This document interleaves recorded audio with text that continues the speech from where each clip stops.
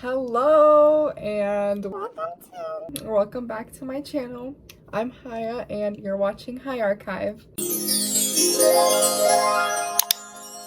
So when you look at past eras in pop culture, people had places to be and people had others to dance with, and they were experimenting without expectations. And most importantly, people were trying to have fun without the fear of looking stupid online. And believe it or not, call me the woker, but makeup actually reflects how the world is politically and socially. And you can definitely see that with the birth of disco. In the 70s, which was an era of strict anti-dancing laws and discrimination, disco was born in a marginalized and underground scene. Black people, Latinos, and queer communities wanted to join together to bring a sense of community and belonging. The 70s was a decade defined by a shift from the radical idealism of the 60s to conservative economic policies, intense geopolitical geopolitical shifts, and a sharp decline in public trust. This was majorly in the United States of America, but if you look across the globe and notice what was going on in the UK around the 70s, you would see something somewhat similar to the rebellious type of looks with glam rock. Glam rock was the theatrical backlash against the serious counterculture rock of the late 1960s. Icons of this era include Mark Bolan, David Bowie, Suzi Quatro, and the band Kiss. Glam rock was defined by androgyny and defied traditional gender norms. Male performers adopted lots of feminine aesthetics like heavy makeup and glitter. The look of glam rock featured high platform boots, skin-tight spandex jumpsuits, and oh my gosh. The look of glam rock featured sky-high platform boots, skin-tight spandex jumpsuits, and dyed hair. Glam rock's core wardrobe consists of reflective fabrics like metallic fabric and shimmering satin to help showcase the performer's every move. They also wore lots of dramatic accessories like capes and star-shaped sunglasses. Those were staples in the 70s. And for pants, they wore exaggerated wide-legged trousers that were caked in sequences or featured bold patterns. Moving on to the 80s, politics shifted towards free market capitalism, deregulation, and tax cuts. The 1980s was the golden age for the era of pop music. It was heavily characterized by synthetic beats and massive global touring. Icons of the 80s include Michael Jackson, Whitney Houston, Madonna, and George Michael. Makeup was also inspired by the new romantic movement and embraced bold self-expression. Makeup trends in the 80s were sparked by the rise of music TV, pop idols, and new music.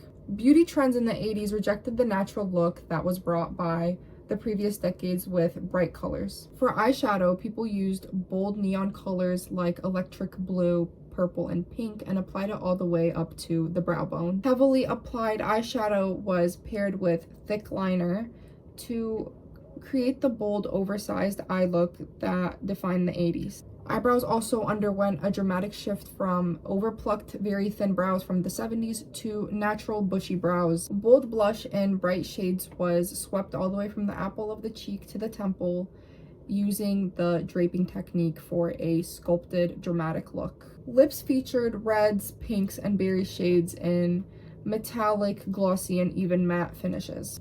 They were often outlined with a darker lip liner for extra contrast. And if we were to step outside of our homes and see a bunch of people wearing 80s makeup, we would probably be overwhelmed because back then it was considered maximalist with loud eyes, bright blushes, and bold lip colors. I mean, we're not really used to that anymore. We're just stuck with toasty makeup or soft glam or clean girl makeup. And I'm not like dissing any of those. I'm just like giving examples of how different today's makeup is, comparing it to past pop eras. Cosmetic trends shifted from natural styles of the 70s into loud theatrical war paint that was designed to assert authority, demand space, and project economic power. As women entered the workforce, makeup reflected women's presence in society with dramatic looks. And if you look at today's makeup trends, people are slowly losing their color. We're being suppressed by laws trying to take away rights. Natural rights are being stripped away from minorities, and there are wars breaking out left and right all over the world. And don't get me started on the economical decline. And like everyone's worried about how they're gonna be able to pay for their future. And just like that, the world reflects on fashion and makeup. And if you look at 2020, people were more hopeful back then. Like if you look at like just 6 years ago, notice all the bright colors, and everyone was experimenting back then. Everyone now is just stuck with the same concepts, just recycled in different ways. And honestly, I've also fallen victim to this. I'm not saying like, oh, like look at me, like I'm freaking popping out with like blue eyeshadow every single day going to school.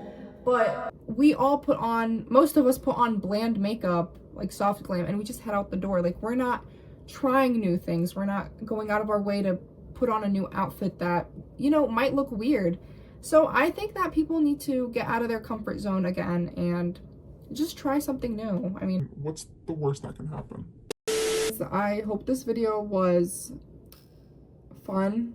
I mean, it was really fun for me, like searching all this stuff up and like getting to see all the cool looks from the past. But if you enjoyed and you would like to learn more about fashion, music, art, hit that subscribe button. Don't be shy. Anyways, bye.